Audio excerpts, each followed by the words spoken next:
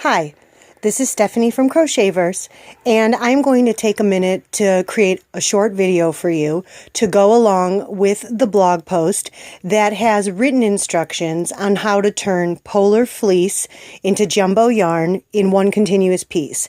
A few people were having some problems deciphering the written, so what I'm going to do, because I don't have any extra fabric on hand, is demonstrate on this piece of paper here, which I think will suffice. I do not have a tripod, so please excuse the shakiness of the video. I am going to do my best to minimize that. Okay, so the first step was to fold your fleece in half. So I'm going to do just that. Now my fleece was thin, so what I did next is fold it one more time.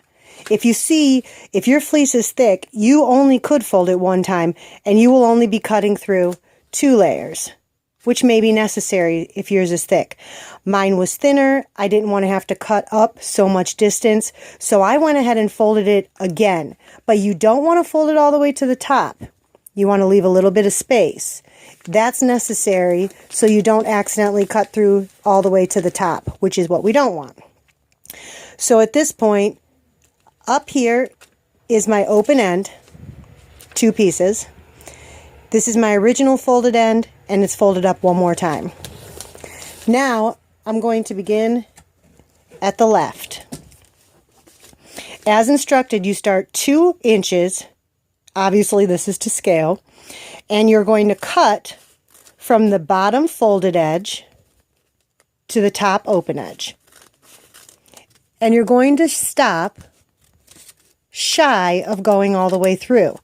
So you have not cut all the way through that top open edge. See? We're going to carry this all the way across, cutting all the way to the top, from the folded edge to the open edge, but not all the way through. And obviously imagine this is some fleece in front of me and not just a sheet of paper, but it's way too snowy out and there's no way I'm going out for fabric.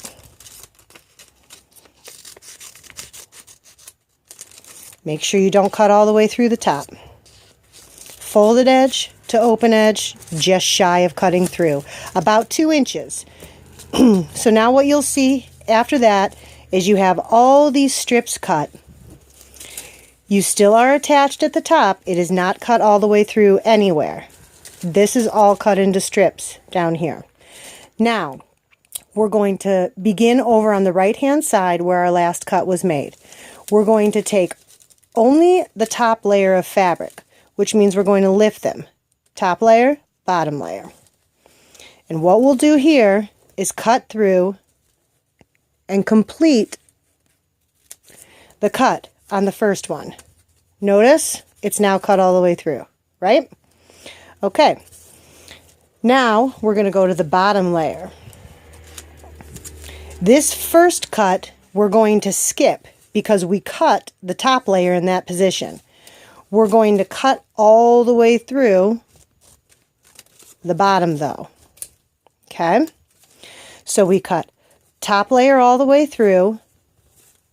We moved over a space and cut the bottom all the way through. Now we go back to the top. We're going to skip the next because we cut down here, and we're going to go to the next. And this one will get cut all the way through. So we are alternating. Cut the first on the top, second on the bottom, third on the top. Now we're going to go down, skip that next one, and cut the fourth on the bottom. We'll cut the fifth on the top, sixth on the bottom, 7 on the top. So we're just going to continue all the way across. Bottom was cut, go back to the top, skip one, complete the next cut all the way through. Boy, I'm not cutting very straight here.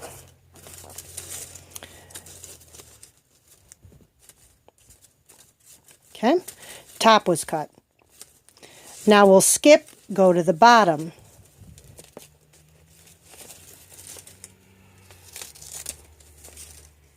Skip, go to the top. Skip, go to the bottom. Skip, go to the top. Okay. Now we have alternate cutting through the top and bottom layers. Now we're going to take that last top piece that we cut, and as you can see, our yarn is going to begin to unfold in one continuous piece. Now notice when you get to that top edge, you have a square. What I did, although you don't have to if you don't want to, is I took my scissors on my fabric and just rounded that edge out. That way, when I was working the yarn into the rug, I didn't have those little corners sticking out. And if you'll notice, as you pull, just keep your scissors handy